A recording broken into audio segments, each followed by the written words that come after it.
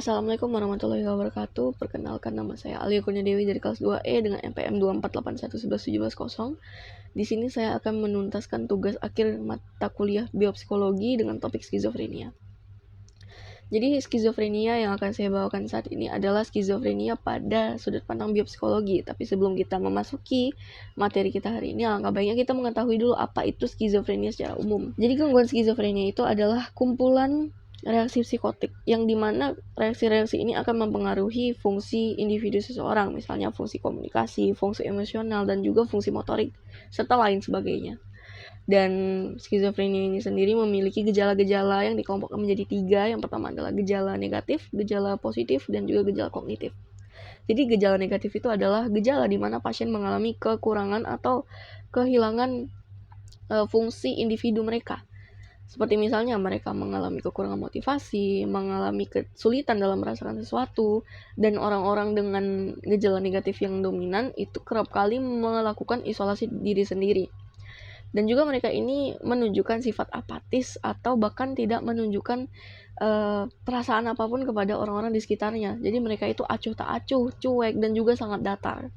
Lalu ada juga gejala positif. Gejala positif ini adalah gejala di mana orang-orang dengan pasien skizofrenia mengalami penambahan fungsi.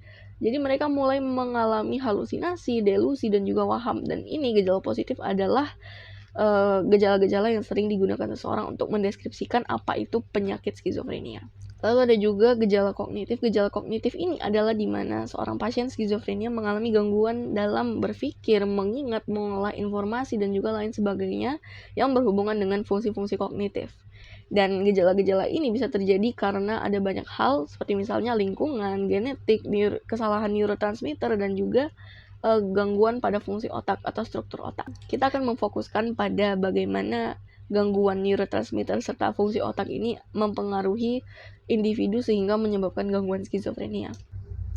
Pada neurotransmitter sendiri, neurotransmitter dopamin itu memiliki peran penting dalam terjadinya gangguan skizofrenia, karena orang dengan kelebihan dopamin dapat mengalami gejala-gejala positif pada skizofrenia, dan orang yang kekurangan dopamin biasanya akan mengalami gejala-gejala negatif pada gangguan skizofrenia.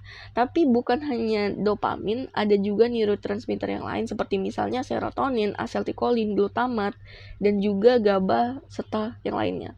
Dan gangguan-gangguan neurotransmitter ini biasanya diatasi dengan menggunakan antipsikotik, yang dimana antipsikotik ini akan menekan atau bahkan menambah zat-zat yang kurang pada otak kita. Misalnya nih, ada obat antipsikotik yang digunakan untuk menekan dopamin berlebih atau bahkan menambahkan dopamin yang berkurang. Seperti misalnya pada penderita depresi, obat-obat yang diberikan antidepresi itu kan untuk menambah dopamin, dan kekurangan dopamin akan menyebabkan gejala-gejala negatif yang sudah saya sebutkan tadi. Pun orang-orang dengan gangguan depresi mengalami gejala-gejala negatif, tapi bukan berarti orang dengan gangguan depresi ini adalah orang yang juga memiliki gangguan skizofrenia, karena orang dengan gangguan skizofrenia itu sendiri adalah orang yang memiliki gangguan sekumpulan reaksi psikotik. Jadi harus ada banyak sekali atau ada berbagai macam gangguan psikotik yang ada pada dirinya sebelum dia bisa dilabeli sebagai skizofrenia.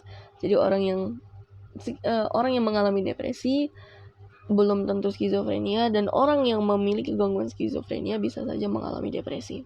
Selain itu, antipsikotik ini juga bisa digunakan untuk mengurangi gejala psikotik lainnya, bukan hanya gejala negatif saja, tetapi juga gejala positif, dan juga ada beberapa obat yang mengurangi kecemasan serta memberikan efek relaksasi pada otot. Nah, seperti contohnya itu ada juga obat yang memperkuat aksi neurotransmitter GABA yang merupakan inhibitor utama dalam sistem saraf pusat. Serta obat-obat antipsikotik ini dibagi menjadi 2 jenis. Yang pertama itu jenis tipikal, dan yang kedua itu adalah jenis atipikal. Jenis atipikal itu biasanya menimbulkan reaksi sedatif dan juga menimbulkan gangguan-gangguan pada otonom serta gangguan metabolik. Jadi sehingga obat-obat dengan kategori atipikal ini tidak bagus untuk digunakan dalam jangka waktu panjang, seperti misalnya obat-obat dengan nama clozapine, risperidone, olanzapine, quetiapine, dan juga anatensol. Sedangkan untuk obat-obat antipsikotik dengan kategori tipikal itu seperti contohnya adalah chlorpromazine, haloperidol, flunazin, perfenazin, dan juga losapin. Lalu ada juga gangguan pada fungsi otak atau struktur otak. Nah, jadi selain neurotransmitter yang bermasalah, orang dengan gangguan skizofrenia itu sendiri memiliki gangguan atau masalah pada struktur otaknya. Jadi bukan hanya di dalam otaknya saja, bukan pada neuron-neuronnya saja, tapi juga pada struktur otak itu sendiri. Seperti misalnya dapat kita lihat bagaimana manusia itu kan memiliki berbagai macam lapisan otak dan juga bagian-bagian otak yang memiliki pengaruh mereka sendiri, memiliki kinerja mereka sendiri. Nah, pada penderita skizofrenia, mereka itu mengalami gangguan biasanya pada lobus frontal dan juga lobus temporal. Ada beberapa penelitian yang menurut saya menarik mengatakan bahwa lapisan-lapisan otak pada orang dengan gangguan skizofrenia itu lebih tipis daripada manusia normal pada biasanya. Jadi lapisan-lapisan mereka itu lebih tipis pada beberapa bagian, seperti misalnya bagian yang bertanggung jawab untuk fungsi kognitif seperti berpikir atau bahkan menerima informasi. Nah, ada juga hasil penelitian yang menunjukkan bahwa orang dengan gangguan skizofrenia itu memiliki kinerja memori yang lebih buruk daripada orang normal. Di penelitian itu mereka membandingkan antara orang non skizofrenik dan juga orang dengan penyakit skizofrenia. IQ kedua orang ini sama, tetapi kinerja memorinya itu sangat buruk. Kenapa? Karena pada gangguan skizofrenia bagian hipokampus mereka itu terpengaruh dan mengalami gangguan, karena hipokampus ini adalah bagian otak yang berperan penting dalam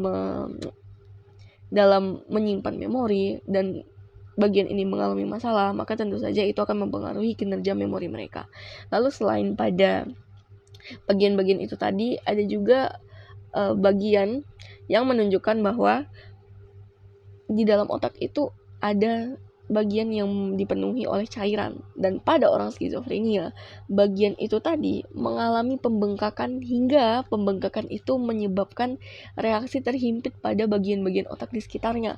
Ada juga beberapa penyakit yang mengalami pembengkakan yang sama, tapi pembengkakan itu tidak sampai memberikan gangguan atau tidak sampai menghimpit sehingga mereka tidak mengganggu fungsi-fungsi otak. Sedangkan pada gangguan skizofrenia, pembengkakan itu menyebabkan gangguan karena menghimpit bagian-bagian otak yang penting, sehingga fungsi-fungsi kognitif tadi terganggu, mereka tidak bisa berpikir dengan baik, dan ini juga bisa menimbulkan gejala-gejala positif maupun negatif serta gejala kognitif yang sudah saya sebutkan tadi.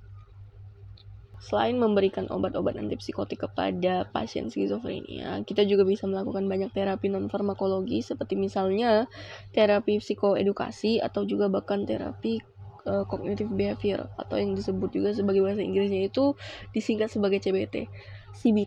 Nah, penelitian mengenai CBT ini dilakukan pada tahun 2022 kemarin. Itu mereka melakukan penelitian terhadap apakah tes cognitive behavior terapi ini berfungsi pada orang-orang dengan skizofrenia paranoid, dan hasilnya itu sangat luar biasa karena tes ini terbukti sangat membantu, terapi ini sangat membantu.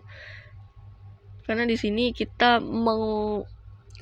penelitiannya itu menunjukkan bahwa pasien diberikan kesempatan untuk menggunakan fungsi-fungsi kognitif mereka secara mandiri, sehingga pasien itu tidak perlu diberikan obat, tapi hanya cukup diberikan kesempatan untuk melatih kinerja-kinerja otak mereka agar otak mereka itu kembali aktif dan bisa berfungsi normal seperti manusia pada umumnya.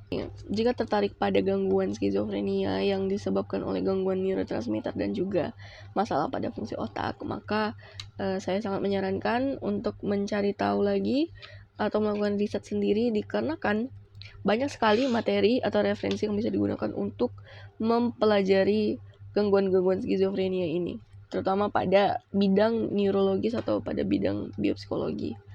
Dan ini saja yang bisa dapat saya sampaikan, lebih dan kurangnya saya mohon maaf. Terima kasih sudah mendengarkan, dan wabillahi taufik wal hidayah. Wassalamualaikum warahmatullahi wabarakatuh.